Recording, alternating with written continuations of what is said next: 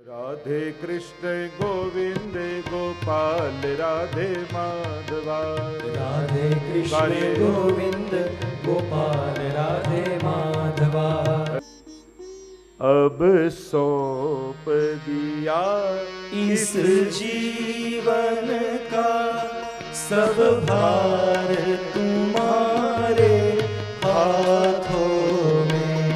अब सौंप दिया इस जीवन का सब भार तुम्हारे हाथों में। है जीत तुम्हारे हाथों में, है जीत तुम्हारे हाथों में, और हार तुम्हारे हाथों में। अब सौंप दिया इस जीवन का सब भार तुम्हारे हाथों में। हे प्रभु करिष्ये वचनम तव। હવે આપ જેમ કહેશો એમ કરીશ. મારી બુદ્ધિ મૂકી દઉં છું બાજુમાં. હવે આપ ચલાવો, આપ આજ્ઞા કરો. હવે મને મારા જીવનની સાર્થકતા સમજાઈ ગઈ. હું લડીશ તો પાપ અને પુણ્યના ચક્કરમાં પડી જઈશ. આપની આજ્ઞા પાડીશ તો પાપ અને પુણ્યની ઉપર ઉઠી જઈશ.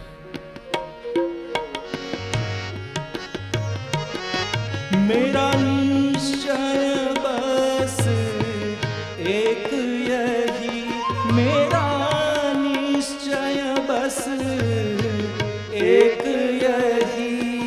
एक बार तुम्हें मैं पा जाऊं, अर्पण कर दूं दुनिया भर का, अर्पण कर दूं दुनिया भर का। सब प्यार तुम्हारे हाथों में। अब सौंप दिया इस जीवन का सब भार तुम्हारे हाथों।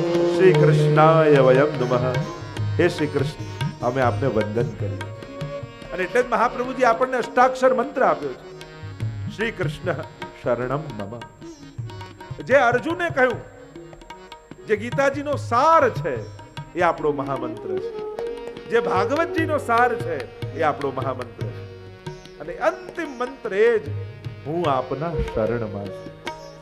શરણાએ સોહિતારે જે જન શરણાએ સોહિતારે. શરણાગત છે એનું તારવાનો સંકલ્પ છે. એ તો ઘણા કહે કે ભગવાન બધાનું ભલું ઈચ્છતા હોય તો બધાનું ભલું કેમ નથી થઈ જતું. એક ભાઈ વાળ કપાવવા ગયા અને નાઈને ત્યાં વાળ કપાવતા હતા ત્યારે બહુ વિદ્વાન એ વ્યક્તિ, એટલે પેલા નાઈએ પૂછ્યું કે તમે ભગવાનની બધી વાતો કરો છો અને ભગવાન જો બધાને સુખી કરવા ઈચ્છતા હોય તો બધા સુખી કેમ નથી થઈ જતા, બધા અડધા દુખી કેમ લાગે છે. જ્યારે આવો પ્રશ્ન કર્યો ત્યારે ચિંતનમાં પડે. મેં ચાલ મારી જોડે. બહાર લઈ ગયા અને બધા રસ્તા ઉપર આવતા જતા હતા, રોડ ક્રોસ કરતા હતા. અને ત્યારે પેલા વિદ્વાને પૂછ્યું કે તું શું કામ કરે છે? કે હું દાઢી કરું, વાળ કાપું. અચ્છા, તો ભાઈ જો આપેલો વ્યક્તિ દાઢી વાળો ગયો એની કેમ નથી કાપી, પેલાના વાળ વધારે છે એના કેમ નથી કાપ્યા? ત્યારે પેલો નાઈ કે બધાની જવાબદારી મારી પાસે શું થોડી છે, જે મારી પાસે આવે એનું કાપી આપું. એમ પેલા વિદ્વાને કહ્યું બધાય ફરે છે પણ બધાની જવાબદારી થોડી મારી છે, જે મારા શરણે આવે એને તારી દઉં છું. મામે વયે પ્રપદ્યન્તે માયા મેતામ તરંતિ તે અનન્યા ચિંતયંતો મામ યે જનઃ પર્યુપાસતે તેષામ નિત્યાભિયુક્તાનામ યોગક્ષેમં વહામ્યહમ. એનો યોગ અને ક્ષેમ હું કરી. जो जग में रहूं तो ऐसे रहूं, जो जग में रहूं तो ऐसे रहूं।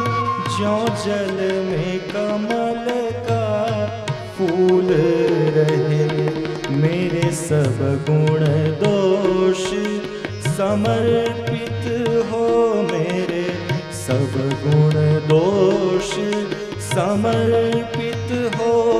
करतार तुम्हारे हाथों में अब सौंप सौंप दिया इस जीवन का सब भार तुम्हारे हाथों में। श्री कृष्णाय वयम नुमः। ऐसे प्रभु को हम वंदन करते हैं। देखो, वंदन तो किए, पर वंदन और शरणागति पहले नेत्रों से आकर्षण किया, કારણ કે આંખ રૂપને જુએ એટલે કે સચ્ચિદાનંદ રૂપાય, અને નેત્રોથી આકર્ષણ થયું. બુદ્ધિ સામર્થ્યને જુએ તો બુદ્ધિ એને શરણાગત થઈ જાય. એટલે કોઈ વિશ્વોત્પત્ત્યાદિ હેતવે કેવું સામર્થ્ય છે કે વિશ્વની ઉત્પત્તિ, સ્થિતિ અને લય કરે છે. અને જ્યારે સામર્થ્ય જુએ ને ત્યારે બુદ્ધિ આપમેળે શરણાગત થઈ જાય. જો આપણા સંસારમાં, આપણા જીવનમાં આપણા કરતા સમર્થ કોઈને જોઈશું તો બુદ્ધિ એને શરણાગત થઈ જશે. પ્રભુનું સામર્થ્ય બતાવ્યું અને હૃદય લાગણીને જોઈને એનું થાય. એટલે હૃદય માટે ભાવ બતાવ્યો કે પ્રભુનો સ્વભાવ કેવો છે કે તાપત્રય વિનાશાય. એ એવા લાગણીશીલ, એવા કૃપાળુ ને દયાળુ છે, કોઈના દુઃખ જોઈ શકતા નથી. અને એટલા માટે તું શરણે જઈશ તો ભગવાન તારાએ દુઃખ દૂર કરશે. એવા પ્રેમાળ પરમાત્મા છે. અને જ્યારે આવું સાંભળ્યું એટલે હૃદય એનું થઈ ગયું. અને આમ ત્રણેય પ્રકારથી શરણાગતિ થઈ અને કૃષ્ણને વંદન કરી. બીજા શ્લોકમાં શુકદેવજીને વંદન કર્યા. આ શુકદેવજી ભાગવતજીના ઉત્તમ વક્તા છે. અદ્ભુત ચરિત્ર છે શુકદેવજી. અને શુકદેવજીને વંદન કરતા મંગલાચરણમાં કહ્યું, યમ પ્રવ્રજંતમ અનુપેતમપેત કૃત્યમ દ્વૈપાયનો વિરહ કાતરયાજુહાવ પુત્રેતિ તન્મયતયા તર્વોભિનેદું તમ સર્વભૂતહૃદયં મુનિમાનતોસ્મિ. યમ પ્રવ્રજંતમ. સુખદેવજીને વંદન કરતા વ્યાસજી જ્યારે આ મંગલાચરણના શ્લોકો લખે ત્યારે સુખદેવજીનું ચરિત્ર યમ પ્રવ્રજંતમ ભાગતા સુખદેવજીને ગાયા. કારણ કે મહાપુરુષ તો ચાલતા જ હોય ને સદા. મહાપુરુષ કોઈ એક સ્થાને ન બેઠા, એ સતત પરિભ્રમણ કરતા હોય. અને એટલા માટે મહાપુરુષનું લક્ષણ એ છે કે એમની આંખો ભીની હોય પણ ચરણ કઠોર હોય. આંખોમાં કરુણા હોય પણ પરિશ્રમ એટલો કર્યો હોય કે ચરણ કઠોર થઈ જાય. સતત પ્રયત્નશીલ હોય. એ સુખદેવજીની એવી કથા, અનેક પ્રકારના સુખદેવજીની ચર્ચા છે આપણે ત્યાં. કૌશિકી સંહિતામાં પણ આવે છે, દેવી ભાગવતમાં પણ જે ચર્ચાઓ છે. એકવાર જ્યારે પાર્વતીજીએ પ્રશ્ન કર્યો મહાદેવજીને કે આપ અજન્મા અને અમર અને હું આપની અર્ધાંગીની છું, છતાંય મારે વારે ઘડી જન્મ અને મૃત્યુ લેવા પડે, આવો આપણા બંનેમાં ભેદ કેમ? અને ત્યારે મહાદેવજીએ કહ્યું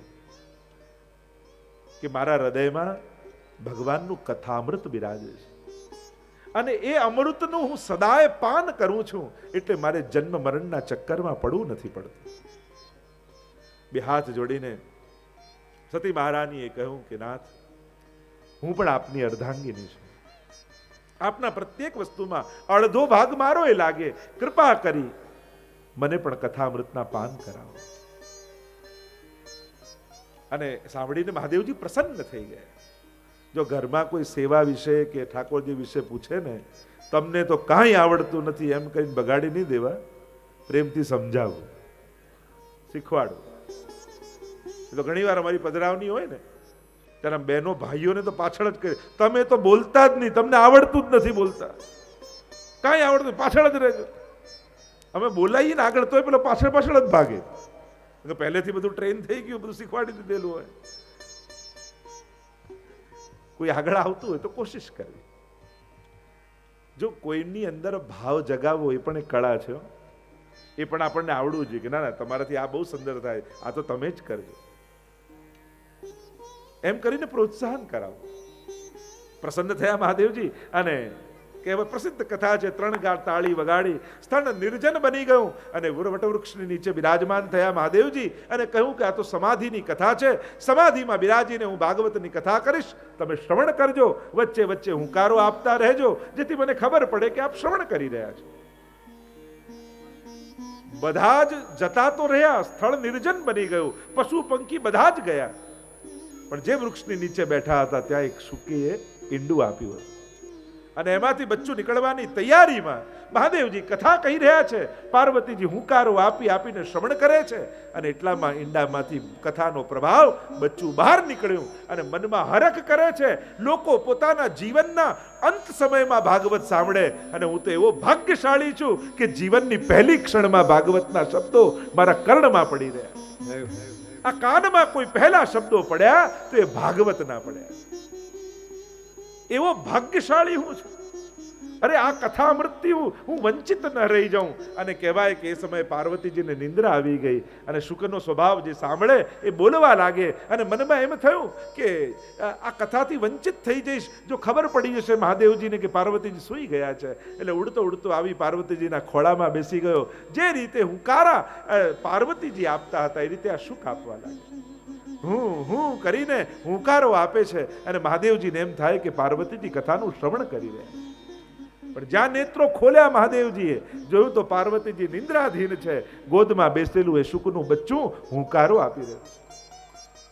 અરે મારી આ દિવ્ય કથા કોઈ અનધિકારીના હાથમાં ન જતી રહે. ત્રિશૂલ કાઢ્યું મહાદેવજીએ અને ભાગ્યા શુકને પકડવા માટે. શુક ઉડતું ઉડતું ઉડતું ઉડતું આગળ જાય, મહાદેવજી ઉભા રે કરતા કરતા ત્રિશૂલ લઈને પાછળ દોડી રહ્યા છે. અને એવી કથા શાસ્ત્રોમાં કહેવામાં આવે, વ્યાસાશ્રમમાં શુકે પ્રવેશ કર્યો અને શુક વ્યાસ પત્ની જ્યારે બગાસું ખાધું અને શુક અંદર પ્રવેશ કરી ગયો, ભીતર પ્રવેશી ગયો. એટલે કથામાં બગાસું આવે ને તોય ભાગવતના શ્લોકો અંદર પ્રવેશે છે એમ માને. એટલે અહીંયા તો સૂઈ જાઓ તોય ભાગવતમાં બેઠેલો વ્યક્તિ સૂઈ જાય ને તોય ભગવાન એના પર કૃપા તો કરે જ છે. ઘણી વાર કહું ને, પેલું નાવ એક કિનારેથી બીજી કિનારે જતી હોય અને નાવમાં તમે બેસીને સૂઈ ગયા હો તો એ નાવ પાર તો ઉતારે જ છે. એમ કથાનો પંડાલ એ ભવપાર ઉતરવાની નૌકા છે. અહીંયા બેસીને સૂઈ જાઓ તોય તમને પાર ઉતારે. એવો આ કથાનો પ્રભાવ. કારણ કે આ સ્થાન હવે સાધારણ નથી. ઘણીવાર સમજ નાની હોય, સામર્થ્ય નાનું હોય, પણ આશ્રય મહાનનો કર્યો હોય ને તોય તરી જવાય. તમે જે આશ્રય કરીને બેઠા છો એ સ્થાન, એ સમય અને એ કથા એ સાધારણ નથી. એનામાં સૂતેલાને પણ તારવાની તાકાત છે. સમજદાર તો તરે જ છે, વિદ્વાન તો તરે જ છે, શ્રોતા તો સમજે છે, પણ સોતા પણ તરી જાય છે. શ્રોતા તરે પણ સોતાય તરે. એવો આ કથાનો પ્રભાવ. અને કહેવાય છે 16 વર્ષ સુધી શુકદેવજી વ્યાસપત્નીના ગર્ભમાં રહ્યા.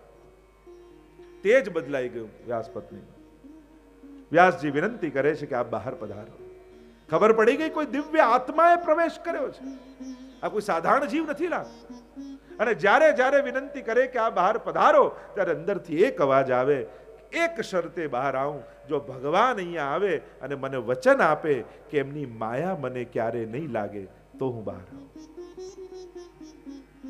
વિનંતી કરી છે પ્રભુને, પ્રભુએ આવીને વચન આપ્યું છે. આ ભાગવતના ઉત્તમ વક્તા અને ઉત્તમ શ્રોતા બંનેને જુઓ, બંનેને ગર્ભમાં જ ભગવાન મળી ગયા. ઉત્તમ શ્રોતા કોણ? પરીક્ષિત મહારાજ. અને જ્યારે અશ્વત્થામાએ બ્રહ્માસ્ત્ર છોડ્યું અને ગર્ભમાં બાળવા માટે ઉત્તરાના ગયું બ્રહ્માસ્ત્ર, ત્યારે અંગુષ્ઠ માત્રનું રૂપ ધારણ કરી પરમાત્મા ગર્ભમાં પ્રવેશ કરે છે અને ચારે બાજુ સુદર્શન લઈ અને ગર્ભની રક્ષા કરે છે. ગર્ભમાં જ પરીક્ષિત મહારાજને પરમાત્માના દર્શન થયેલા. અને આ સુખદેવજીને પણ ગર્ભમાં જ પરમાત્માએ દર્શન આપ્યા છે, વચન આપ્યું છે. વિચાર કરો, ભગવાન મળ્યા પછી પણ ભગવાનની કથામાં એટલી જ આસક્તિ છે. એટલે કથા ભગવાન મેળવવા માટે નથી, ભગવાન મળી જાય પછી એ કથા તો પ્રાપ્ત કરવાની જ રહે છે. કથા તો આનંદદાયક રહે છે. અને અહીંયા વચન આપ્યું, સુખદેવજી પ્રગટ થયા. પ્રગટ થતાની સાથે ઘર છોડીને ભાગ્યા. અને વ્યાસજી એમની પાછળ પાછળ આટલા વર્ષે દીકરો પ્રાપ્ત થયો અને ઘર છોડીને જઈ રહ્યો છે. પુત્રેતિ તન્મયતયા તરવોભિનેદું, પુત્ર પુત્ર બૂમો પાડતા પાડતા વ્યાસજી સુખદેવજીની પાછળ પાછળ ભાગે છે. યમ પ્રવ્રજંતમ અનુપેતમ અપેત કૃત્યમ વ્રજ ગતૌ ધાતૌ, વ્રજ ગતૌ જવું અને પ્ર ઉપસર્ગ લગાડી એટલે સંન્યાસ લઈને જવું. સંન્યાસ લઈને ભાગ્યા છે. અનુપેતમ અપેત કૃત્યમ, જેના હજી જનોઈ આદિ સંસ્કાર પણ બાકી છે કરવાના. આચાર્યો કહે કે જ્યાં વિકાર હોય ત્યાં જ સંસ્કારની જરૂર પડે. અહીંયા તો કોઈ વિકાર જ નથી, પછી સંસ્કારની શું આવશ્યકતા? વસ્ત્રો આદિ પણ નથી. કહેવાય કે દરેક બ્રાહ્મણ પાસે 4 ગાંઠ હોય, ચોટીમાં, ધોતીમાં, પોથીમાં અને જનોઈમાં. આ 4 ગાંઠ દરેક બ્રાહ્મણ પાસે હોય. પણ સુખદેવજી તો દરેક ગાંઠોથી મુક્ત છે. નથી ચોટી, નથી પોથી, નથી ધોતી, નથી જનોઈ. દિગંબર અવસ્થામાં ભાગે. દિશાઓ જ જેના અંબર એને કહેવાય દિગંબર. દિગંબર દિશાઓ જ જેના વસ્ત્રો છે. જાણે ભગવાન સિવાય જેને કણકણમાં બીજું કાંઈ દેખાતું જ ન હોય એને પહેરવા ઓઢવાની કોઈ ચિંતા જ ન હોય. ચિંતા એને છે જેની આંખમાં વિકાર છે. જેને વિકાર જ નથી એને ક્યાં કઈ આવશ્યકતા રહે? અને એટલા માટે વ્યાસજી પાછળ પાછળ ભાગે છે, પણ કોઈ ઉત્તર નથી આપતા સુખદેવ. તરવોભિનેદુ, આજુબાજુ અનેક વૃક્ષો છે. એટલે સુખદેવજી તો ન બોલ્યા, પણ આજુબાજુ વૃક્ષો ઉગેલા હતા. એમણે હલી હલીને કંઈક ઉત્તર આપતા હોય એ રીતે સંકેત વ્યાસજીને કર્યો. જાણે જવાબ આપી રહ્યા છે વૃક્ષો. જવાબ આપતા જાણે વ્યાસજીને એમ કહી રહ્યા છે કે વ્યાસજી અમારી સામે જુઓ, અમે તાડ તડકો વરસાદ બધું જ સહન કરીએ, પણ અમારી ઉપર ફળ લાગે એ ફળ અમે પોતે નથી ખાતા, એ તો સમાજને આપી દેતા હોઈએ છે. એમ આપની તપશ્ચર્યાનું ફળ આ સુખદેવજી છે, એમાં મોહ ન રાખો અને સમાજના કલ્યાણમાં સુખદેવજીને સમર્પિત કરી દો. मन रे तू वृक्षन को मत ले, काटे ता पर स्नेह नहीं और सींचे ता नहीं स्नेह. સુરદાસજી નું પદ છે ને કે મન તું વૃક્ષનો મત લે. તને કોઈ રોજ વૈષ્ણવ ન મળે સત્સંગ માટે તો વાંધો નહીં, પણ તારા ઘરની બહાર નીકળ, એક વૃક્ષ ઉગેલું હશે. એની સામે ધ્યાનથી જો તો એનાથી ઉત્તમ બીજો કોઈ સત્સંગી નથી. બીજ રૂપે વાવો, તાડ તડકો વરસાદ બધું જ સહન કરે અને ફળ લાગે પોતે ન ખાય, આપે. કોઈ એને પથ્થર ફેંકે તોય દ્વેષ નથી, કોઈ પાણી સ્વીચે તોય સ્નેહ નથી. એ તો બધાને સમભાવથી જુએ છે. આનાથી મોટો વૈષ્ણવ તને ક્યાં મળશે? વનસ્પતય વૈ વૈષ્ણવા, મહાપ્રભુજી આજ્ઞા કરે છે કે આ વનસ્પતિઓ પણ વૈષ્ણવ છે. કારણ કે વૈષ્ણવતાના બધા લક્ષણો એમની ભીતર વિદ્યમાન છે. સુખદેવજી ભાગી રહ્યા છે, પાછળ પાછળ વ્યાસજી આવે છે અને એટલે કહું સર્વભૂત હૃદયમ મુનિમાનતોસ્મિ. એવા સર્વભૂત હૃદય મુનિ મનનશીલા મુનિ એવા સુખદેવજીને નમન કરીએ. સર્વભૂત કયા? કારણ કે એવી કથા પુરાણોમાં કહેવામાં આવે છે કે જ્યારે સુખદેવજી ભાગી રહ્યા હતા ત્યાં એક સુંદર સરોવર આવ્યું, અપ્સરાઓ સ્નાન કરી રહી હતી. સુખદેવજી નીકળ્યા ત્યારે કોઈ ફરક ન પડ્યો અપ્સરાઓને, પણ જ્યાં વ્યાસજી પાછળ પાછળથી આવ્યા એટલે બધાએ બહાર નીકળીને વસ્ત્રો પહેરી લીધા. વ્યાસજીને આવ્યો ક્રોધ, મારો 16 વર્ષનો યુવાન દીકરો અહીંયાથી જાય તો તમને શરમ ન લાગે, અને મારા જેવો ઘરડો વ્યક્તિ અહીંયાથી જાય તો તમને શરમ લાગે, સંકોચ લાગે. આવું કેમ? અપ્સરાઓએ 2 હાથ જોડીને કહ્યું, ક્ષમા કરજો મહાત્મન, આપ વૃદ્ધ છો, પણ આપની આંખમાં એટલો તો વિકાર છે કે આ સ્ત્રી છે અને આ પુરુષ એટલો ભેદ છે. પણ આપના પુત્ર સુખદેવજી તો ઈશ્વર સિવાય બીજું કંઈ જોતા જ નથી આ વિશ્વમાં. અને એટલા માટે જેની આંખમાં વિકાર ન હોય ત્યાં અમને શરમ પણ લાગતી નથી. શરમ સંકોચ ત્યાં જ છે જ્યાં વિકાર છે. અને એટલા માટે એવા સુખદેવજીને અહીંયા નમન કર્યા છે જે સર્વભૂત છે. આગળ કથાને લઈ ગયા, નૈમિષારણ્યમાં લઈ ગયા. 1000 વર્ષ સુધી ચાલે એવો યજ્ઞ આદરીને સૌનક આદિ ઋષિઓ બિરાજમાન છે નૈમિષારણ્યમાં. બ્રહ્માજી પાસે ગયા અને પૂછ્યું કે યજ્ઞ ક્યાં કરીએ, અને પોતાનું જ્યારે ચક્ર છોડ્યું બ્રહ્માજીએ મનોમય, અને એની ચક્રની જે ધરીનો ભાગ હોય, વચલો ભાગ, કે જ્યાં મન સ્થિર થાય એને કહેવાય નૈમિષારણ્ય, અને એ ભાગમાં યજ્ઞ કર્યો છે. સુતજીને બોલાવ્યા છે સત્સંગ માટે, કારણ કે યજ્ઞમાં થોડો સમય બચે છે, અને એમ થયું કે કંઈક લૌકિક ચર્ચા થાય એના કરતા ભગવત કથા સાંભળી. સુતજીને આમંત્રિત કર્યા, ઉપર સ્થાનમાં બિરાજમાન કર્યા. સૌનકાદિ ઋષિઓ બિરાજમાન થયા, સુંદર પ્રશ્નો કર્યા છે. સૌથી પહેલા વંદન કર્યા. સૂતાખ્યાહી કથા સારમ મમ કર્ણ રસાયનમ.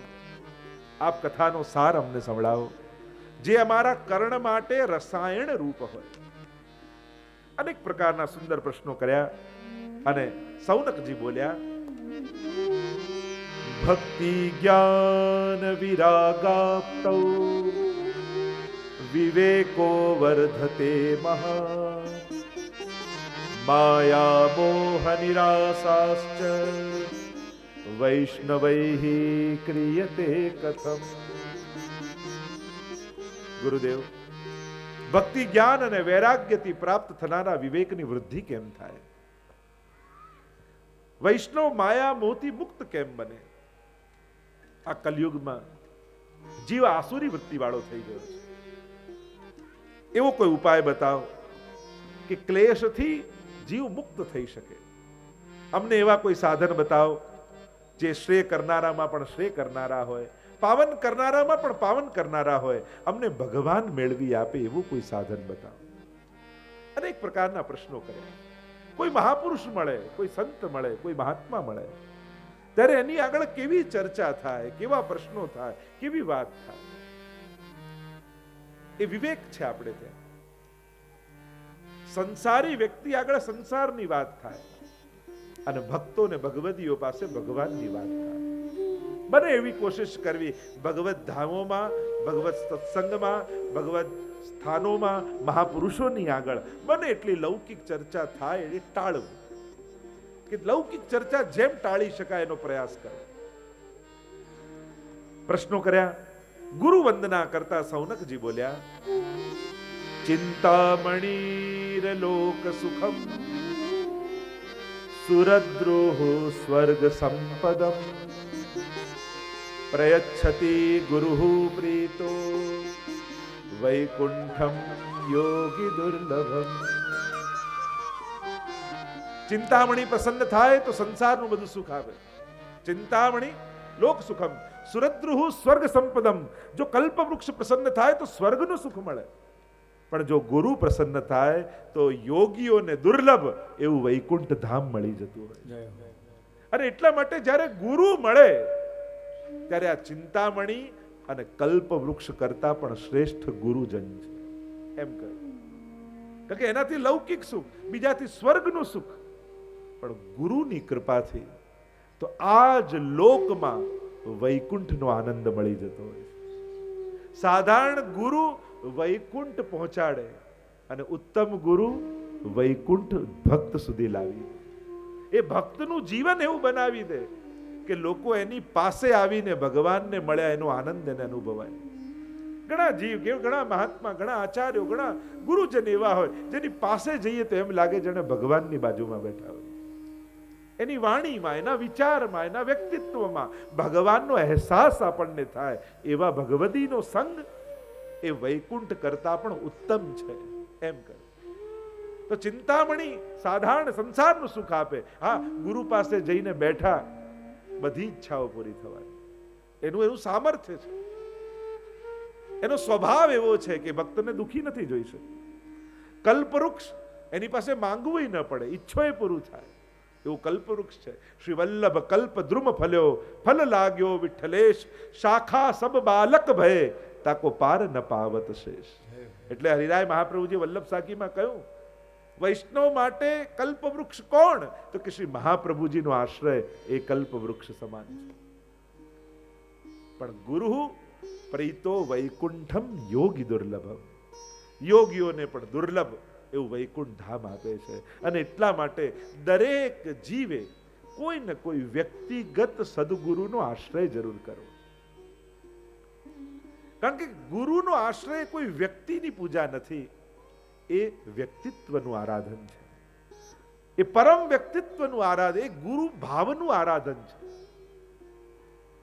અને એ ગુરુ ભાવ જ્યારે હૃદયને સ્પર્શે છે ત્યારે જીવન બદલાવા લાગે છે. ગુરુ કરે છે શું? પેલું એક વ્યક્તિ પથ્થર તોડતો હતો અને મૂર્તિ બનાવતો, અડધી મૂર્તિ બની એટલે કોઈએ પૂછ્યું કે કેટલી સરસ તે મૂર્તિ બનાવી. ત્યારે પેલા મૂર્તિકારે કહ્યું, મેં મૂર્તિ નથી બનાવી, મૂર્તિ તો પથ્થરની અંદર હતી જ, મેં તો વધારાના પથ્થરો દૂર કરી દીધા છે. એમ આ બધા દૈવી જીવો છે, એ લીલાના જીવો છે. ગુરુ તો કેવલ વધારાના પથ્થરો દૂર કરે છે.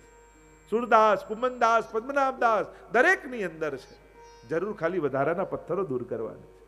એટલે જ ભગવદ્ ગીતામાં પણ ભગવાને કહ્યું, તદ વિદ્ધિ પ્રણિપાતેન પરિપ્રશ્નેન સેવયા ઉપદેક્ષંતિ તે જ્ઞાનમ જ્ઞાનિનઃ તત્વદર્શિનઃ. અર્જુનને કહ્યું કે તું એ ગુરુની શરણે જા, જે તને તત્વદર્શી બનાવે. તત્વદર્શી ગુરુના શરણે જા, જે તને જ્ઞાન આપે. 3 વસ્તુ બતાવી: પ્રણામ, પરિચર્યા અને પરિપ્રશ્ન. આ 3 વિધિ ગુરુ પાસે જવાની બતાવી. સૌથી પહેલા વંદન કર, અહંકારને મૂકી દે, શરણે થા, એનો આત્મીય બન. અને જ્યારે આત્મીય થઈશ, પરિચર્યા કર, કારણ કે સેવા કરવાથી અહંકાર ઓગળે છે. બને તો જ્યારે પણ ભગવત સ્થાનોમાં જાઓ, ગુરુજનોને ત્યાં જાઓ, ઠાકોરજીના મંદિરમાં જાઓ, બને તો એવી સેવા કરો કે જે સેવાથી તમારા અહંકારને ઠેસ લાગતી હોય. કારણ કે તમારે જ તમારો અહંકાર તોડવો પડશે, બીજા તોડશે ને નહીં ગમે તમને.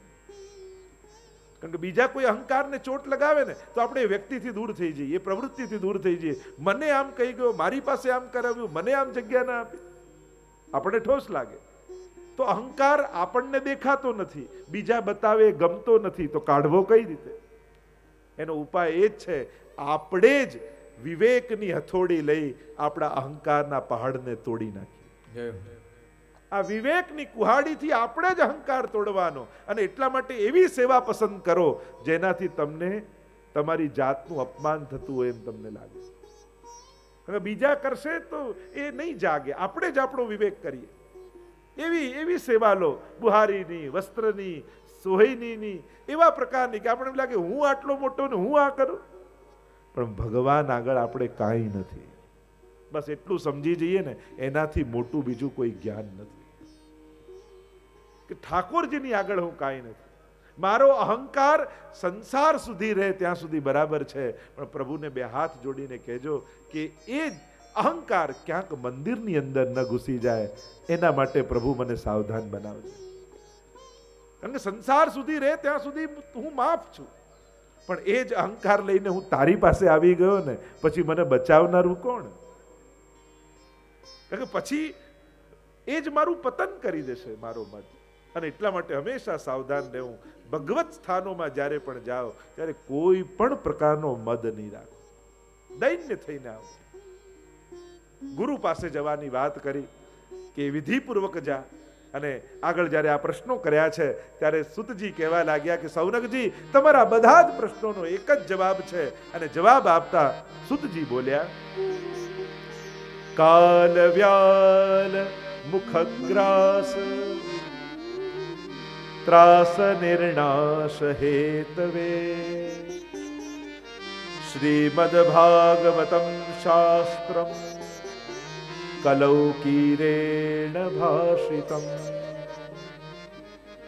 सुत जी कहने लगे, काल रूपी व्याल सर्प जब जीव का ग्रास करने लगा, तब उससे मुक्त करने के लिए सुखदेव जी ने यह भागवत शास्त्र दिया.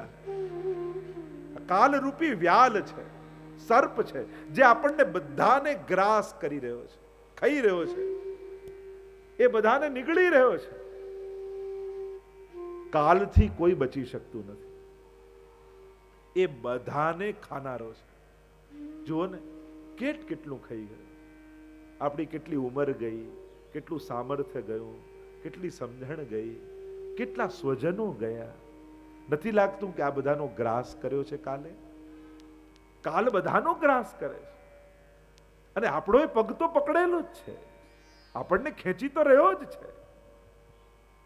તકલીફ એ છે ગ્રાસ તો થવાના છે, પણ એની સાવધાની આપણને છે. એટલે ઘણીવાર હું કહેતો હોઉં ને કે ગમે તેટલી સારી ઘડિયાળ લઈ આવો, પણ એવી ગેરંટી ક્યાં કોઈ આપે છે કે આજથી તારો સારો સમય શરૂ થઈ ગયો. અને તકલીફ અત્યારે દુનિયાની એ જ છે, ઘડિયાળ બધા પાસે છે, ટાઈમ કોઈની પાસે નથી. આ બધા પાસે ઘડિયાળ છે ને સારામાં સારી હોય, પણ સમય કોની પાસે છે? સમય તો જઈ રહ્યો છે. સમયને કોઈ રોકી નથી શકતું. સમયને રોકી ન શકાય, સમયને કેવલ સુધારી શકાય છે. તમને મળેલા સમયને તમે સફળ કર્યો, સુધાર્યો, બસ એટલું જ તમારા હાથમાં. તમે એને રોકી ન શકો. સમયની ગતિ તો કોઈ રોકી શકતું નથી. અહીંયા કહ્યું કાલરૂપી વ્યાલ ગ્રાસ કરી રહ્યો છે, અને એનાથી મુક્ત કરવા માટે સુખદેવજીએ આ ભાગવત શાસ્ત્ર આપ્યું છે. તો ભાગવત શાસ્ત્રથી શું થાય? ઘડિયાળ બંધ થઈ જાય? સમય રોકાઈ જાય? ના, સમય સફળ કરવાની યુક્તિ ભાગવતમાં છે. સમય રોકાતો નથી, એને સફળ કરી શકાય છે. જે સ્વયં પરીક્ષિત મહારાજે કરી લીધું. શ્રાપ લાગ્યો પણ શ્રાપિતને પણ સમર્પિત બનાવી દે, એ આ ભાગવતની કથા છે. શ્રાપિતને સમર્પિત કરી દીધો, એ આ ભાગવતનું સામર્થ્ય છે. જુઓ ને, 7 દિવસમાં મૃત્યુ. આપણે કહીએ છીએ ને 8મો દિવસ ક્યાં કોઈને મળે છે? આપણને બધાને 7 દિવસમાં જ જવાનું છે. સોમથી રવિ કોને 8મો દિવસ મળ્યો? 7 દિવસ જ બધા પાસે છે. ઘણાને એમ લાગે બસ 7 જ દિવસ. પરીક્ષિતને સુખદેવજી મળ્યા તો સુખદેવજીએ કહ્યું 7 દિવસ તારી પાસે છે. એક ભરોસો અપાવ્યો, એક બળ આપ્યું, અને 7 દિવસમાં તરી ગયા પરીક્ષિત મહારાજ. અને એટલા માટે તરી ગયા એનો અર્થ મરી જવું નથી થતું. મૃત્યુ તો શ્રાપને કારણે હતું, પણ ભાગવતે તારી દીધા. એટલે કે મૃત્યુ પહેલા ભગવાનને મળી લેવાની કળા એ ભાગવતમાં છે. કારણ કે મર્યા પછી જ ભગવાન મળવાના હોય તો સહેલો ઉપાય ભગવાન મળવાનો શું? કે મરી જાઓ બધા તો ભગવાન મળી જાય. પણ આપણે મરીને થોડી મળવું છે, આપણે તો મળીને મરવું છે. આપણે તો જીતા જીવંત પ્રભુ પ્રાપ્તિ કરી અને પછી આનંદથી ભગવાનને આ દેહ પાછો સોંપવો કે તે જેમ આપ્યો હતો એમ તને પાછો આપીશ. વાસાંસ જીર્ણાની યથા વિહાય નવાની ગૃહણાતિ નરો પરાણી. જેમ માણસ વસ્ત્ર બદલીને તરો તાજા થઈ જાય એમ વિસર્જન પણ નવસર્જનની શરૂઆત જેવું લાગે. તો આ કળા ભાગવતની છે. અને એટલા માટે કહ્યું કે આ કથા તો એવી છે કે કેવલ આ ભાગવતના શ્રવણ માત્રથી જીવના અંતઃકરણ શુદ્ધ બની જાય છે. મને શુદ્ધૈ ન વિદ્યતે. ભાગવત સિવાય મનને પવિત્ર કરવાનું બીજું કોઈ સાધન નથી. કથા સાંભળતા સાંભળતા મન વિશુદ્ધ બને છે અને ખરેખર થાય છે. તમે જ અનુભવ કરશો 7 દિવસમાં મન કેવું ધોવાઈને તરુ તાજા થઈ ગયો એમ ભાગવત સાંભળીને તમને અહેસાસ થશે. આ ભાગવતનો પ્રભાવ છે. કહ્યું કે આ કથા તો દેવતાઓને પણ દુર્લભ છે. કારણ કે જ્યારે સુખદેવજી પરીક્ષિત મહારાજને કથા કહી રહ્યા હતા ત્યારે સ્વર્ગમાંથી અમૃતનો કળશ લઈને દેવતાઓ આવ્યા અને કહેવા લાગ્યા પરીક્ષિત મહારાજને કે તને મૃત્યુનો ડર છે ને, એમ કર તું અમૃત પી લે, અમર થઈ જઈશ. અચ્છા, તો બદલામાં તમને શું જોઈએ? કે બીજું કાંઈ નહીં, સુખદેવજીને અમે સ્વર્ગમાં લઈ જઈએ અને એમના મુખે કથામૃત અમે સાંભળીએ. એટલે કે એનો અર્થ એ થયો કે સ્વર્ગમાં કથા નથી. અને કથા કેમ નથી? કારણ કે ત્યાં કોઈ કથાકાર નથી. કારણ કથા કહેનાર કોઈ હોય તો કથા હોય ને. કારણ કે જે ભગવાનની કથાનો આનંદ માણે એને ભગવાન સ્વર્ગ નરકના ધક્કા નથી ખડાવતા, એને તો પ્રભુ પોતાના ધામમાં લઈ જાય. અને એટલા માટે દેવતાઓ પણ લાલાયિત રહે. જો દેવતાઓ પાસે સમુદ્ર મંથનનું અમૃત છે જે અમર બનાવે છે, અસુરો પાસે સંજીવની વિદ્યા, કારણ કે શુક્રાચાર્ય એમના ગુરુ છે, અને કોઈ પણ મરે તો સંજીવની વિદ્યાથી શુક્રાચાર્યને જીવંત કરી દે છે. આ બંને તત્વો એવા છે કે જીવને અમર બનાવે. એ દેવો પાસે પણ કળા છે અને અસુરો પાસે પણ કળા છે. તો માણસ રહી ગયો. માણસ પાસે શું? તો ભગવાન કહે એની પાસે કથામૃત છે કે એ જીવતા જીવંત અમરત્વનો અનુભવ કરીને જાય. એકની પાસે સમુદ્ર મંથનનું અમૃત, બીજા પાસે સંજીવની, પણ મનુષ્ય પાસે આ ભગવાનની કથાનું અમૃત છે. એકવાર જે પી લે, ગમે તેવો પાપી કેમ ન હોય. આગળ કથા આવશે ધુંધકારી, એના જેવા પાપ તો અહીંયા બેસેલા કોઈએ નહીં કર્યા હોય, તો જેનો એનો ઉદ્ધાર થઈ શકે તો આપણો કેમ નહીં? એક ભરોસો અપાવે. તો એમ આ કથામૃત એવું દિવ્ય છે કે જે ગમે તેવા પાપ કર્યા હોય, અરે શાસ્ત્રોમાં તમે કોઈ પુણ્ય ન કર્યું હોય, અનેક પાપો કરીને ગુજરી જાઓ તોય તમારો મોક્ષ થઈ શકે એવી વિધિઓ શાસ્ત્રોમાં છે. આપણે કહીએ ગયા જઈને શ્રાદ્ધ કરો, ને અહીંયા જઈને આ વિધિ કરો, પ્રયાગમાં જઈને આમ કરો. શાસ્ત્રોમાં અનેક ઉપાયો, જેમ માણસ કાંઈ ન કર્યું હોય સત્કર્મ અને ગુજરી જાય તો એનો મોક્ષ થાય, એની સદગતિ થાય, એમાં શાસ્ત્રોના ઉપાયો છે. એટલે કે મુક્તિ થઈ શકે છે મર્યા પછી પણ ભક્તિ તો જીતા જીવંત જ કરીને જવાની હોય. એ મર્યા પછી કોઈ કરે આપણને આનંદ ના આપે. આ ભગવાનનું કથામૃત પણ એવું છે. કથા અમૃત એવું છે, જીતા જીવંતને અમરત્વ તો આપે, પણ મરી જાય, દેહ જતો રહે પછી એનો ઉદ્ધાર કરાવી શકે એવું સામર્થ્ય આ કથામૃતનું પણ છે. જેનું પ્રમાણ ધુંધકારીની કથા છે. મૃત્યુ પામ્યો, અધોગતિ થઈ, છતાં એ કથામૃત કરવાથી, ભાગવતજીની સપ્તાહ કરવાથી, કારણ કે આ 6 અધ્યાયમાં જે મહાત્મ્ય છે એ કેવલ ભાગવતનું મહાત્મ્ય નથી, પણ ભાગવત કથા સપ્તાહનું મહાત્મ્ય કહ્યું છે. કે આ સપ્તાહ કરવાથી શું થાય, આ કથા કરવાથી શું થાય, એના મહાત્મ્યનું વર્ણન આ 6 અધ્યાયોમાં છે. તો કહ્યું પરીક્ષિત મહારાજે ના પાડી, મારે સ્વર્ગનું અમૃત ન જોઈએ, કારણ સ્વર્ગના અમૃતથી દીર્ઘ જીવન મળે, પણ કથામૃતથી દિવ્ય જીવન મળે છે. મારે લાંબુ નથી જીવવું, મારે તો દિવ્ય જીવન જોઈએ છે. ભલે થોડી ક્ષણો માટે જીવ્યો હું, પણ એ સુગંધ ફેલાવીને જાઉં. પેલો વર્ષોથી પડેલો પથ્થર રસ્તામાં રોજ આવતો હોય, પણ એને જોઈને આનંદ ન થાય, પણ એની બાજુમાં એક નાનકડું ફૂલ ઉગ્યું હોય ને, ભલે એક દિવસ માટે ઉગ્યું છે, પણ જે જોઈને જાય એને આનંદ આપીને જાય. મારે તો આવું દિવ્ય જીવન જોઈએ છે. અને એટલા માટે અભક્તાંસ્તાંશ્ચ વિજ્ઞાય નદ દૌસ કથામૃતમ. અભક્ત જાણ્યા એટલે સ્વર્ગના રહેલા દેવતાઓને કથામૃત ન આપ્યું. જો દેવતાઓ આવીને બેસી ગયા હોત પંડાલમાં તો કોઈ એમને રોકવાનું નહોતું, પણ અમને મળે ને બીજાને ન મળે, આ વૃત્તિ એ દેવતા વૃત્તિ છે. અને એટલા માટે એમને કથા ન મળી. કહ્યું કે આ કથા શ્રવણની વિધિ તો સ્વયં સનતકુમારોએ નારદજીને સંભળાવી હતી. ફરી પ્રશ્ન કર્યો કે અરે નારદજી તો સતત પરિભ્રમણશીલ છે, ક્યાંય રોકાતા નથી, અને સનતકુમારો પણ એક જગ્યાએ ન રહે, તો આ બંનેનો મેળાપ થયો ક્યાં કે જ્યાં સનતકુમારોએ નારદજીને વિધિ સંભળાવી હોય? તો એ કથા કહેતા સુતજી બોલ્યા, એકદા હિ વિશાલાયા ચત્વાર ઋષયો મલા સત્સંગાર્થ સમાયાતા દદ્રશુસ્તત્ર નારદમ. એકદા હિ વિશાલાયામ, બદ્રી વિશાલમાં એકવાર આ ચારે મુનિઓ, સનક, સનંદન, સનતકુમાર, જે સનતકુમાર નામથી ઓળખાય છે, 4 મુનિઓ છે, બ્રહ્માજીના માનસ પુત્રો છે, 12 વર્ષની જેમની આયુ રહે છે અનાદિકાળથી, પણ અખંડ ભગવદ નામ લે છે એટલે કાલનો પ્રભાવ એમના પર થતો નથી. જેના મુખમાં પ્રભુનું નામ હોય ને એના પર કાળ અને કર્મ પ્રભાવી થતા નથી. જ્યાં ભગવાનને ભૂલીએ ને ત્યાં જ કાળ અને કર્મ બંને આપણા ઉપર હાવી થઈ જાય. શરણાગત છે ને આ બંને બાધક નથી. વાર્તા સાહિત્યમાં પ્રસંગ નથી આવતો પેલા અષ્ટપદીનો,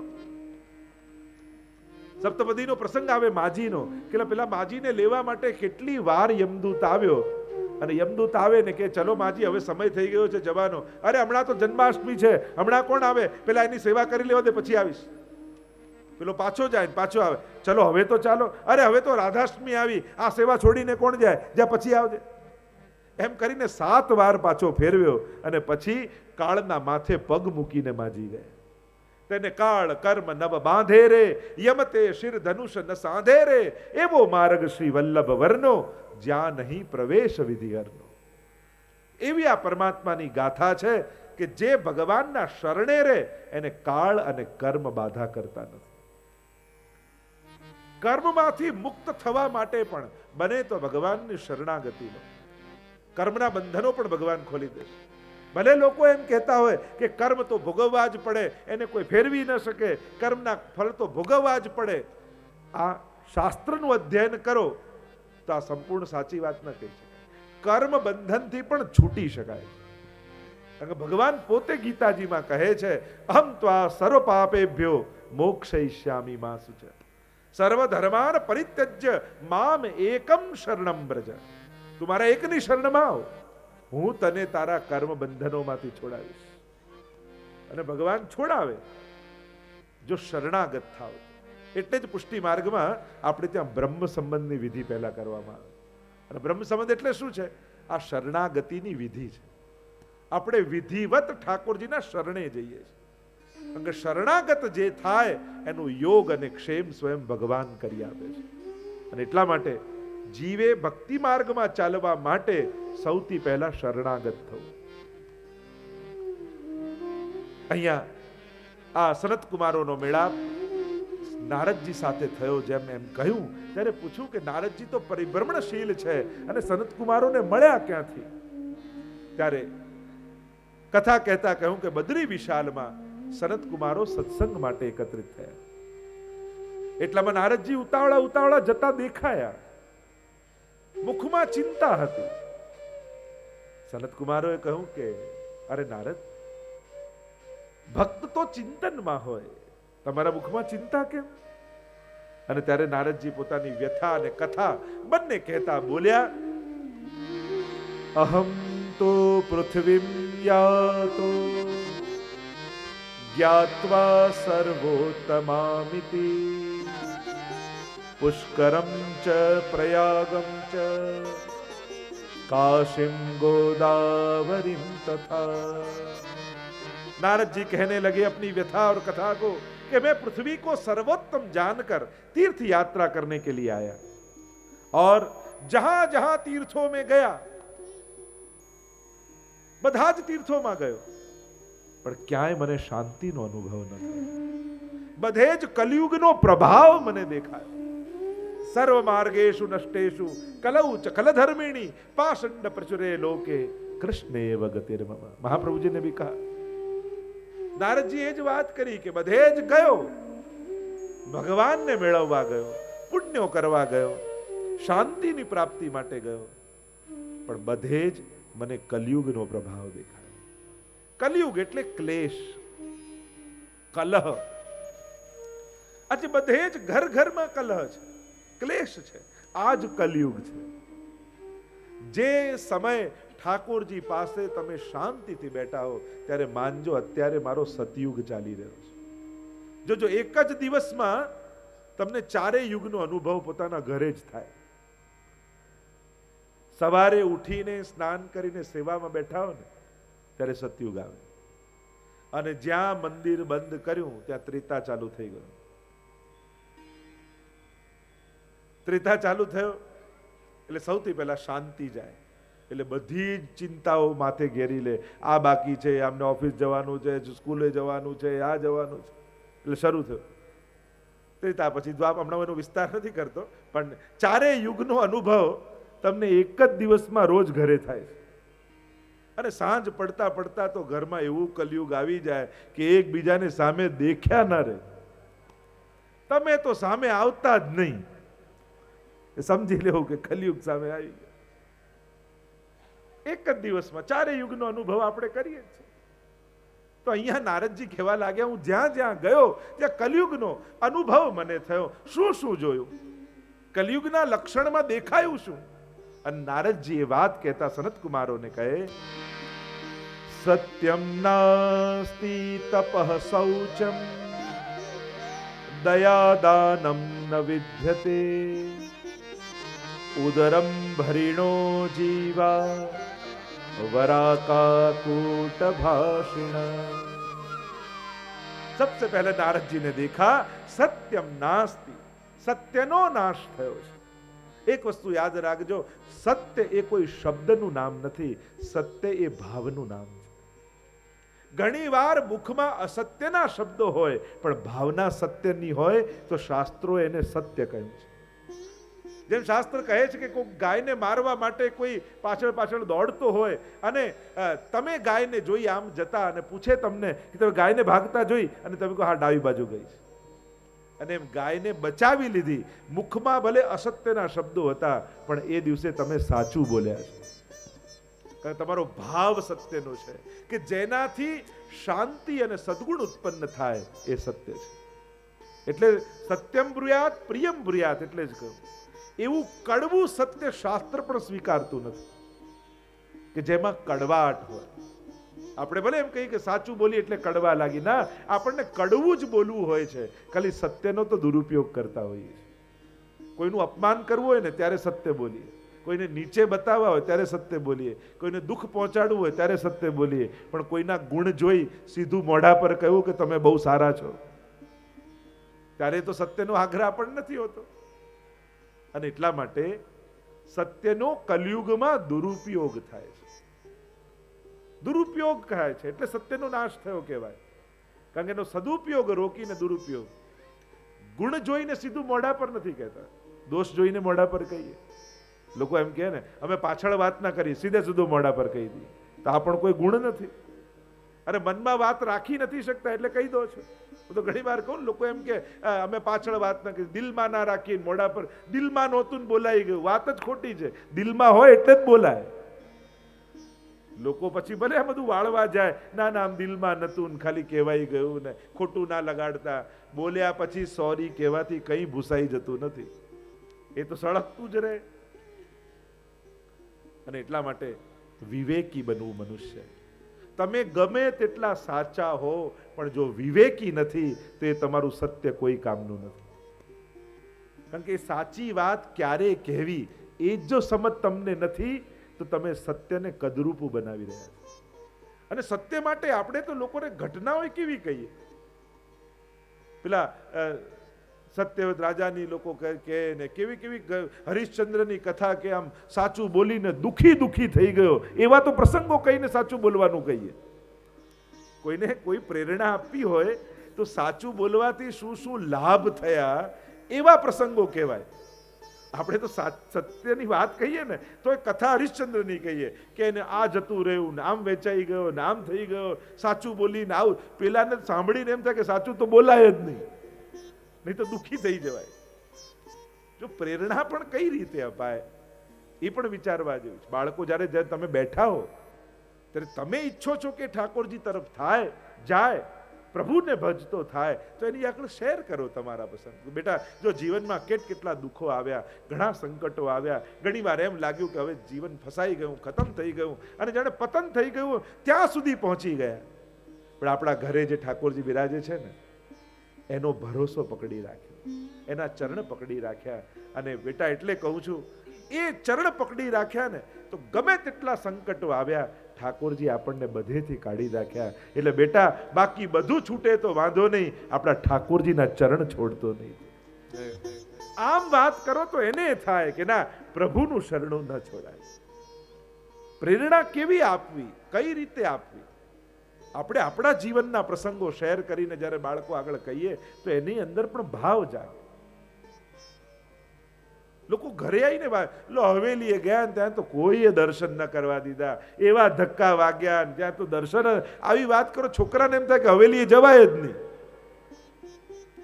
કઈ વાત બાળકો આગળ કરવી. વ્યવસ્થાનો અભાવ હોય એને કારણે ભગવાનથી દૂર થઈ જવું આ કોઈ હોશિયારી નથી. ઘણી જગ્યાએ વ્યવસ્થાના અભાવ હોય, એ માણસોની તકલીફ છે, એનાથી મંદિરે જ ન જવું એમ ભગવાનથી દૂર ન ભાગી જવાય. એવી ઘણી જગ્યાએ કેવલ મંદિર જ નહીં, એ તમે ન્યાયપાલિકામાં જાઓ, પોલીસ સ્ટેશનમાં જાઓ, શિક્ષક વર્ગમાં જાઓ કે તમે તબીબી ક્ષેત્રમાં જાઓ, ઘણી જગ્યાએ માણસોની અવ્યવસ્થાઓ દેખાય, એને કારણે એનાથી દૂર ન થઈ જવાય, એનાથી વ્યવસ્થા ન ચાલે. તો કોઈ ડોક્ટર કેસ ફેલ કર્યો એનાથી એમ ના કહેવાય હવે તો મેડિકલ સામે ઇલાજ કરાવવા જ ના જવું, તો નુકસાન કોનું? તારું જ. ઘણીવાર કોઈ એક વ્યક્તિનો કડવો અનુભવ આપણને એના પ્રત્યે અભાવ લાવી દે. કોઈ અમદાવાદ પહેલી વાર આવ્યો હોય ખરીદી કરવા અને દુકાનદાર કોઈ એને છેતરી લે એટલે એને એમ થાય કે ખરીદી કરવા અમદાવાદ તો જવાય જ નહીં. હવે આવું કોઈ માને તો કેવી મોટી ગલતફહેમી એને કહેવાય. એમ ધર્મ ક્ષેત્રે, આધ્યાત્મિક ક્ષેત્રે પણ ક્યાંક કોઈ કડવો અનુભવ થાય એનાથી ભગવાનથી દૂર થઈ જશો ને તો એમાં નુકસાન તમારું જ થશે. મૂળ કહેવાનો મારો ઉદ્દેશ્ય એ છે કે ઘરે આવીને બાળકો બેઠા હોય ત્યારે કેવી વાત કરવી એ પણ એક સમજદારી તમારી બતાવે કે કયા પ્રસંગ અને કેવી ઘટના કહેવાય. તમે આવી સંકટની ને વિપત્તિની ને અવ્યવસ્થાની વાતો કરશો તો એ લોકોને એમ થશે કે હવેલી આપણું કામ નહીં, મંદિરે આપણું કામ નહીં. ઉલટાનું એમ કરે આજે તો એવા સુંદર દર્શન થયા, આજે તો એમ જાણે ઠાકોરજી મારી સામે સ્મિત કરતા હોય એમ લાગતું હતું. આજે ખરેખર ઠાકોર જાણે આશીર્વાદ આપ્યો હોય ને એવો અહેસાસ થયો. બેટા જા આજે તું જઈને દર્શન કરી આવ, બહુ સુંદર દર્શન થઈ રહ્યા છે. આવી વાત કરી તો એને ભાવ થાય દર્શન કરવાનો. તો આ વિવેક રાખો. જે મૂળ વાત હું કહું છું કે વિવેક વગરનું સત્ય પણ અસત્ય જેવું છે. સત્યમ નાસ્તિ તપઃ શૌચમ, તપ જતું રહ્યું, કોઈને ઘસાવવું નથી. અને તપ એટલે કેવું, જંગલમાં બેસીને કરીએ અને હવે તો ફોરેસ્ટ ડિપાર્ટમેન્ટ વાળા તમને બેસવાય નથી દેવાના. ત્યાં તમે જંગલમાં જવાની ક્યાં વાત કરો, કોણ બેસવા દેવાનું છે? હવે તો સંસારમાં જે સંજોગો મળ્યા, જે સ્વજનો મળ્યા, જે વ્યવસ્થા મળી એમાં સંતોષથી આનંદમાં રહેવું એ જ અત્યારનું આપણા બધાનું તપ છે. હવે તપ કઈ શરીર ગાળવા માટે જંગલમાં જઈએ એ તપ નહીં. જે વ્યવસ્થાઓ મળી, કારણ કે ફરિયાદ કરી કરીને કેટલું જીવવાનું, જીવ બાળીને મળેલા સુખો પણ તમે ભૂલી જવાના. એના કરતા ભગવાને જે આપ્યું છે એને સ્વીકારતા શીખો. એ સારી ઘટના હોય કે દુર્ઘટના હોય, બધું ધાર્યા પ્રમાણે ક્યાં જીવન ચાલે છે, પણ જે મળ્યું છે એને સહર્ષ સ્વીકારતા શીખો. અને સ્વીકારવાની વૃત્તિ આવશે ને દુઃખ આપમેળે નાનું થઈ જશે. ભાગવાની વૃત્તિથી જીવશો ને તો દુઃખ મોટું જ થતું જશે. પછી એની સાથે લડવાની પણ હિંમત જતી રહેશે. એના કરતા એકવાર સ્વીકારી લો, હા આવું જ છે, મારે આવા જ સંજોગોમાં રહેવાનું છે, પણ મારે સુખથી રહેવું છે, મારે આનંદથી જીવવું છે, મારે મારું જીવન ગુમાવવું નથી. આ જ આપણું તપ. સત્યમ નાસ્તિ તપઃ શૌચમ, પવિત્રતા જતી રહી. અને પવિત્રતા, સ્વચ્છતા નો પ્રચાર થઈ રહ્યો છે, સાથે સાથે પવિત્રતાનો પણ પ્રચાર થવો જોઈએ. પુષ્ટિમાર્ગ તો 500 વર્ષથી કહે છે કે હાથ ધુઓ, હાથ ધુઓ, હાથ ધુઓ. આપણે ન માન્યા એટલે હવે ગવર્મેન્ટે તેંડુલકરને રાખવો પડે છે એડવર્ટાઇઝમાં કે વોશ યોર હેન્ડ. એટલે હવે આપણને લાગે હવે બરાબર હાથ ધોવા જોઈએ. પણ આ પુષ્ટિમાર્ગના આચાર્યો 500 વર્ષથી કહીએ તમને ઓર્થોડોક્સ લાગી છે. એ જ વાત ફરી ફરીને નવા રૂપે આવે તો આપણે સ્વીકારીએ, પણ એ જ ધર્મના નામે કહેવાય તો એને આપણે કંઈક રૂઢિવાદિતા કહીએ છીએ.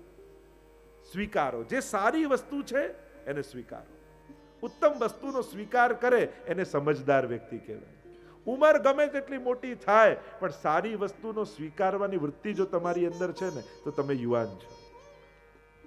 કારણ કે તમારું મન, બુદ્ધિ રોકાઈ નથી ગયા, વહી રહ્યા છે. નવું સ્વીકારવાની વૃત્તિ તમારી અંદર છે. શૌચમ, આપણા ઘરનું માટલું એટલું પવિત્ર છે કે કોઈ બ્રાહ્મણ આવે તો એને પાણી પીવડાવી શકે. આપણા ઘરે જો ઠાકોરજી બિરાજતા હોય થોડીક પવિત્રતાનો ખ્યાલ આપણે જરૂર રાખો. આપણે સાધારણ લોકો નથી, આપણે વૈષ્ણવ કુટુંબના લોકો છીએ, વૈષ્ણવી સંસ્કાર સાથે જીવીએ છીએ. અને એટલા માટે ઘરમાં બહેનો કંઈ શીખવાડે તો ભાઈઓએ શીખવાની તૈયારી રાખવી કે હમણાં અહીંયા ન અડાય, હમણાં આમાંથી ન ખવાય, હમણાં આમાંથી ન લેવાય.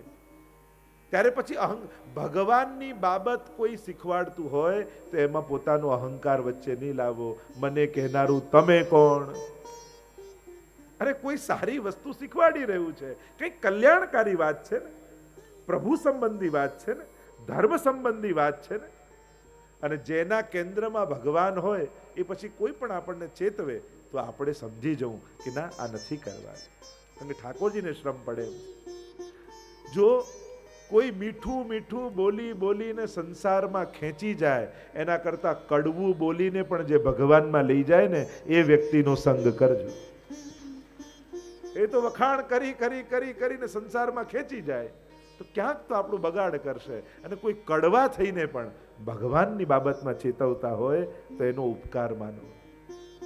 આપણી તકલીફ એ છે, અજાણ્યા કોઈ મોટા મહાત્મા આવીને આપણને કહી જાય ને તો બહુ ગમે, કેવો સારો ઉપદેશ આપ્યો, પણ એ જ વાત ઘરના પત્ની કહે ને તો ઝઘડો કરવા લાગીએ. એટલે કે સારી વાત પણ સ્વજન પાસે નથી સ્વીકારતા. ઉત્તમ વાત છે અને નિકટના સ્વજન કહી રહ્યા છે, એમાં એનો કોઈ સ્વાર્થ નથી, પણ ભગવાનના સુખની વાત છે એ આપણે જાણીએ છીએ કે આમાં આનો સ્વાર્થ નથી, એમાં ભગવાનની બાબત છે તો એને સહર્ષ સ્વીકાર. એમાં અહંકાર વચ્ચેની આ બાબત. અને પવિત્રતામાં જો થોડુંક ભાઈઓ સાથ આપવા લાગે બહેનોને તો ઘરમાં એ વૈષ્ણવી પવિત્રતા પણ ટકાવી શકીએ એમ છે. કારણ કે આપણા ઘરે ઠાકોરજી બિરાજે છે. કમથી કમ એઠા જૂઠાનું આપણે ધ્યાન રાખીએ, પ્રસાદી અનપ્રસાદીનું ધ્યાન રાખીએ, કારણ આપણા ઘરે ઠાકોરજી છે. બસ આ એક ગૌરવ આપણી બાબત છે કે મારું ઘર એક વૈષ્ણવનું ઘર છે. મેરા યે વૈષ્ણવ પરિવાર હરિ આ જાઓ એક બાર. મેરા યે વૈષ્ણવ પરિવાર હરિ આ જાઓ એક બાર. ભક્ત પુકારે કે આ વૈષ્ણવનો પરિવાર છે, પ્રભુ એકવાર પધારવા. સત્યમ નાસ્તિ તપઃ શૌચમ દયા દાનમ ન વિદ્યતે. દયા ને દાન જતા રહે. દાન પણ માણસ પોતાને કેન્દ્રમાં રાખીને કરે. ઉદરમ ભરીણો જીવા. પેટ ભરવા માટે લોકો જીવવા લાગે. ગમે તેટલું ભણે ગણે શેના માટે? માણસને પૂછો તેમ આ પેટ માટે દોડવું પડે છે. અરે પેટ કોઈને દોડાવતું નથી, જીભ દોડાવે છે. બાકી પેટ તો ખીચડીથી પણ ભરાય, પણ જીભને ભાવતી નથી એટલે દોડાવે. આપણા બધાની તકલીફ છે, જ્યાં સુધી એક હાર્ટ એટેક ના આવે ને ત્યાં સુધી ચાલવાનું શરૂ ન કરી. પેલા એક હાર્ટ એટેક આવી જાય ને પછી ડોક્ટર કહે કે હવે વોક કરો, તેમ કે હવે કરવું પડશે હો, પણ ભાઈ પહેલેથી જ કરો ને. એટલે કે માણસ સંજોગો બગાડ્યા પછી સુધારવાના પ્રયાસો કરે છે. કહેવાની મૂળ વાત એ કે જ્યાં સુધી સંજોગો બગડે નહીં ને ત્યાં સુધી એને સાચવવાની પણ ચિંતા ન કરે. ઉદરમ ભરીણો જીવા. પેટ ભરવા માટે માણસની બુદ્ધિ નાની થતી, અને એમાં પણ મોટા પદ ઉપર બેસેલા ઘરના મોટા વ્યક્તિઓના મન જ્યારે નાના થવા લાગે ને ત્યારે સમાજ અને પરિવારને મોટું નુકસાન થાય છે. મોટાઓના મન પણ મોટા હોવા જોઈએ. જ્યારે તમે ઘરમાં વડીલ બન્યા, તમે હવે મોટા છો, તમે હવે શ્રેષ્ઠી, તમે સંસ્થામાં, મંદિર, કોઈ શ્રેષ્ઠ સ્થાને, મોટા સ્થાને છો, ત્યારે તમારું મન પણ મોટું રાખવું. કારણ કે જો નાની નાની ભૂલોને પણ માફ કરવાનું મોટું મન નથી ને ત્યારે તમારા જીવનમાં ચિંતા અને ઉદ્વેગ અને ક્લેશ સિવાય બીજું કંઈ નહીં આવે. આવું તો થાય, હવે ના કરતો એમ કરીને માફ કરવાનું મોટું મને જોઈએ. કારણ કે એક જ વારમાં બધાને સુધારી નથી શકાતા. સુધરવા માટે અનેક મોકાઓ આપવા પડતા હોય છે, અનેક ચાન્સ આપવા પડે. તમારે નાના બાળકોને હવે ન કરતો, હવે ન કરતો, હવે સાવધાની રાખજો, એમ કરતા કરતા સમજ આવતી હોય. સમજ એક વારમાં ના આવી જાય. જીવનની કેટલી ઘટનાઓમાંથી પસાર થતા થતા માણસ ઘડાતો હોય છે. જેમ એ ઘડાને આકાર આપવા માટે એક જ થપ્પડમાં થોડી આવી જાય, કેટલા થપ્પડો લગાવે ત્યારે ઘાટ મળે. એમાં જીવનનું પણ એવું જ છે. જિંદગી કેટલા થપ્પડો લગાવી આપણને ઘાટ આપતી હોય છે. અને એટલા માટે નાનકડી ઘટનામાં સંબંધો તોડવાની ઉતાવળ નહીં કરવી. હવે તું તારું જાણે ને હું મારું જાણું, એના માટે ઉતાવળ નહીં કરવી. અવસરો આપવા નાના લોકોને, અને અવસરો જ સુધારવાના મોકા જ એને સુધારતા હોય છે. એટલે ઉતાવળ નહીં કરવી કોઈ બી વસ્તુમાં. જ્યારે તમે તોડવાની ઉતાવળ કરી દો છો ને એટલે તમે એને ચાન્સ ના આપ્યો. મોટાઓના મન મોટા હોવા જોઈએ. ક્ષમા કરવા માટે તમારું દિલ મોટું રાખજો. ગમે તેવા અપરાધ ને ગમે તેવા સંજોગો થાય છે, થઈ શકે છે. માણસ છે ને, હસતા હસતા રડી પડે ભાઈ માણસ છે, દડદડ દડદડ દડી પડે ભાઈ માણસ છે. આ માણસની જિંદગી, આ જ માણસ છે. અને માણસ આવો છે જ. સારા માણસોને ગોતવા જશો ને તો એકલા રહી જશો, પણ માણસમાં સારાઈ ગોતશો ને તો ઘણા વ્યક્તિઓનો સાથ મળશે. એટલે સારા માણસ ન ગોતો, માણસની અંદર સારાઈ ગોતો. જો આની અંદર પેલી વસ્તુ બહુ સારી છે, ફલાણી અંદર પેલો ગુણ બહુ સારો છે, એમ સારાઈ ગોતવાની દ્રષ્ટિ તમારી છે? આપણે તો ફૂલ પેકેજ ગોતીએ છીએ કે આ ચોપડીમાં લખેલા બધા જ ગુણો જેની અંદર હોય એવો માણસ મળે, પછી એનો સંગ કરું, એના સંગથી સદગુણો મારી અંદર આવે અને પછી મારો ઉદ્ધાર થાય. તો તમારો ઉદ્ધાર થઈ રહ્યો. આવું ફૂલ પેકેજ ગોતવા જશો ને તો આવું દુનિયામાં મળતું નથી હોતું. આ સહજ સુલભ નથી હોતું. ભગવાન પોતે કહે છે કરોડોમાં કોઈ એક એવો હોય, તો એવા ક્યાં ગોતવા જવાના? કોઈ એમ ઝાડ ગોતે કે એવું ઝાડ મળે જે એક જ ઝાડમાં કેળું ઉગે, પપૈયું ઉગે, ચીકુ ઉગે, સફરજન ઉગે, એવી કોઈ ડાળી, એવું કોઈ હોય ઝાડ? એક ઝાડમાં બધું ન ઉગે, પણ એક થેલીમાં બધું ભેગું કરી શકાય. તમારી બુદ્ધિની થેલી એવી બનાવો જ્યાં જ્યાંથી ગુણ મળે ભેગા કરતા જાઓ. તમારી સમજણની એવી થેલી લઈને ફરો કે જે ગુણગ્રાહી હોય. જ્યાં જ્યાંથી સદગુણ મળે એકઠા કરતા જાઓ તો એ ગુણો તમને આનંદ આપશે. તો સત્યમ નાસ્તિ તપ શૌચમ દયા દાનમ ન વિદ્યતે ઉદરમ ભરીણો જીવા વરાકા કૂટ ભાષિણ. અને આગળ કલયુગના લક્ષણો બતાવતા અનેક પ્રકારથી કહ્યું. તરુણી પ્રભુતા ગેહે શાલકો બુદ્ધિદાયક કન્યા વિકર્ણો લોભા દંપતિ નામ ચકલકરમ. હું નથી કહેતો, આમાં લખ્યું છે ઘરે ઘરે સ્ત્રીઓના રાજ હશે, તો એમાં કોઈ ખોટું નથી. ઘરે ધર્મ પત્નીનું રાજ તો હોવું જ જોઈએ, પણ અહીંયા સ્ત્રી જીવ, એને આ જીવનું નામ છે, એ વૃત્તિનું નામ છે કે જે લૌકિકમાં ચતુર હોય અને અલૌકિકમાં ઉદાસીન હોય. શાસ્ત્રોમાં એવા જીવને સ્ત્રી જીવ કહે છે. બાકી ધર્મ પત્નીનું રાજ તો હોવું જ જોઈએ. એક વસ્તુ નક્કી કરી લો, અત્યારે આપણે ઊંધું કરીએ છીએ. સાંસારિક અને અલૌકિક બંનેમાં તમે કોની સલાહ લો છો? જ્યારે પણ સત્કાર્ય કરવું હોય ત્યારે બને ને તો ભાઈની સલાહ લેજો. કારણ કે બહેનોની ધારણા બંધાયેલી હોય, બીજા બહેનોને જોઈએ આટલું જ કરાય, આટલું જ દાન અપાય, આટલી જ સેવા કરાય. ભાઈઓને ખબર ના હોય એટલે ભાઈઓ વધારે વધારે કરી આવે. એટલે ઘરે આવીને વડ ખાય કે આટલું અપાતું હશે, આટલું કરાતું હશે. એટલે જ્યારે ધર્મ કર્મ કરવું હોય ત્યારે ભાઈઓની સલાહ લેવી, અને સાંસારિક કાર્યો કરવા હોય ત્યારે બહેનોની સલાહ લેવી. કારણ કે વ્યવહારમાં ચતુર હોય એટલે એને ખબર હોય કોની કોની સાથે વ્યવહાર કરવો. તો તરુણી પ્રભુતા ગેહે શાલકો બુદ્ધિદાયક. અને અનેક પ્રકારથી કહ્યું કે પાખંડે નિરતા સંતો વિરક્તા સ પરિગ્રહ. પાખંડીઓ સંતોના વેશમાં ફરવા લાગ્યા, વિરક્તિઓ પરિગ્રહ થવા લાગ્યા. સંતો પાખંડી નથી થયા, પણ પાખંડીઓને સંતોના વેશ મળી ગયા છે. અને એટલા માટે પગે લાગતા પહેલા વિચારવું કે આ કઈ પરંપરામાંથી આવે છે, કઈ દીક્ષા એને પ્રાપ્ત કરી, એના ગુરુ કયા, કઈ ગુરુ પરંપરા, આ બધું પહેલા જોવાતું. અને એ જોવાનું જ્યારે બંધ કર્યું ને આપણે એમ કહેવા લાગ્યા ગમે તે કરો, જવાનું તે એક જ ઠેકાણે છે, બધું એક જ સરખું જ છે ને, આમ કરી કરી આપણે આપણી એ ડિગ્નિટી ગુમાવી દીધી, એ વ્યવસ્થાઓ ગુમાવી દીધી. અને જ્યારે વ્યવસ્થાઓ ગુમાવી ત્યારે ખોટા લોકોને અવસરો મળવા લાગ્યા. વ્યવસ્થાઓથી ધર્મ સુરક્ષિત હતો, પણ આપણે જ્યારે વ્યવસ્થાઓ તોડવા લાગ્યા એટલે સુરક્ષા જતી રહી. ગમે તેને અવસરો મળવા લાગ્યા, જે ચાર કથા કરે એમાં જ. અને પછી કંઈક ખોટું થયું એટલે ધર્મને બદનામ કરવા લાગ્યા. એટલે આપણી પરંપરાઓને જાળવો. જે પ્રાચીન પરંપરાઓ આપણને, ગુરુ પરંપરા, સંપ્રદાયની પરંપરાઓ, એ ઈષ્ટની પરંપરાઓ, આ બધી પરંપરાઓ સાચવવાથી ધર્મ સુરક્ષિત હતો. આપણે બધું તોડવા લાગ્યા, જે મનમાં આવે કરો, જે મનમાં આવે, તમને જે સાચું લાગે એ કરો, એમ કરીને વ્યવસ્થાઓ તોડી નાખી. અને વ્યવસ્થાઓ તોડી નાખી, નવી વ્યવસ્થા આપી નહીં, એટલે કન્ફ્યુઝ સમાજ થઈ ગયો. એટલે નવી પેઢીઓને ખબર જ નથી શું કરવું જોઈએ, કોને માનવા જોઈએ, કઈ રીતે માનવા જોઈએ, કઈ રીતે વ્યવસ્થા સાચવવી જોઈએ, ખબર જ નથી. જ્યારે વ્યવસ્થાઓ તોડી નાખો છો ત્યારે સમાજને તમે ટોળું બનાવી દો છો.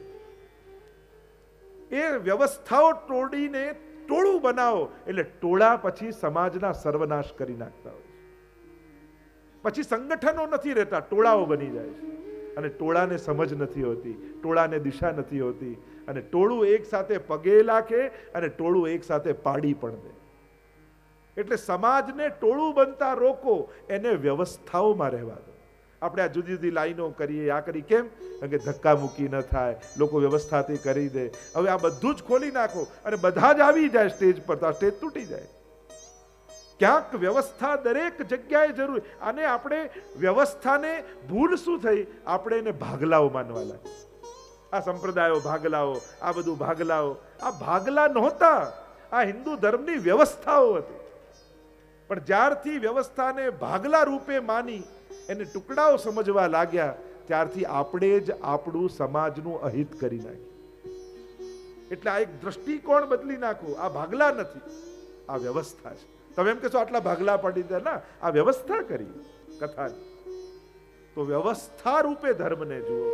અહીંયા અનેક પ્રકારથી કલિયુગના દર્શન નારદજીએ કર્યા છે. પરિભ્રમણ કરતા કરતા નારદજી આગળ વધી રહ્યા છે અને ફરતા ફરતા વૃંદાવન આવ્યા. અને જ્યાં વૃંદાવન આવ્યા અને યમુનાજીના તટ પરથી પસાર થઈ રહ્યા છે, એટલામાં દૂરથી અવાજ સંભળાયો, ભો ભો સાધો ક્ષણમ તિષ્ઠ મત ચિંતામપી નાશય. અરે મહાત્મન, રોકાઈ જાઓ, મારી ચિંતાનો નાશ કરો, મને કંઈક ઉપાય બતાવો, મારા દુઃખનું નિવારણ કરો. ત્યારે નારદજી કહેવા લાગ્યા કે હવે 6:30 ને 5 થઈ ગઈ છે, એટલે કાલે તારી ચિંતાઓને દૂર કરી.